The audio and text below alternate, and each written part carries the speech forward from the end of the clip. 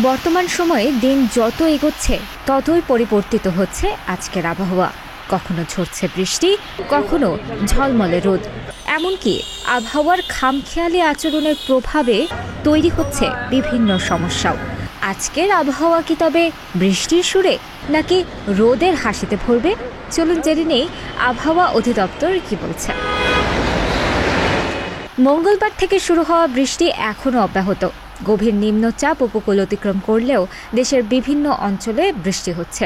ঢাকায় গত 24 ঘন্টায় 26 মিলিমিটার বৃষ্টি রেকর্ড করেছে আবহাওয়া অধিদপ্তর।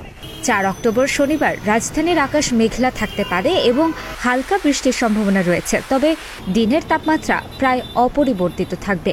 সকাল 7টা থেকে পরবর্তী 6 ঘন্টার জন্য ঢাকা ও পার্শ্ববর্তী এলাকার জন্য দেওয়া আবহাওয়ার পূর্বাভাসে এসব তথ্য জানানো হয়েছে।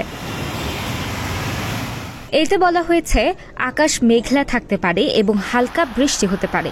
এ সময় দক্ষিণ বা দক্ষিণ পূর্ব দিক থেকে ঘন্টায় 10 থেকে 15 কিলোমিটার বেগে বাতাস প্রবাহিত হতে পারে, তবে দিনের তাপমাত্রা প্রায় অপরিবর্তিত থাকতে পারে।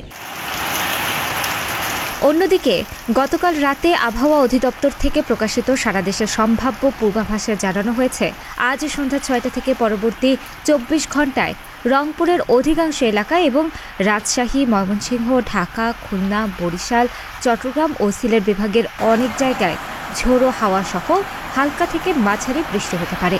একই সঙ্গে কোথাও কোথাও ভারী বর্ষণের শঙ্কা রয়েছে। এদিকে আবহাওয়া অফিস আরও জানিয়েছে আগামী সোমবার অর্থাৎ 6 অক্টোবর থেকে অনেকটা কমে যেতে পারে বৃষ্টি।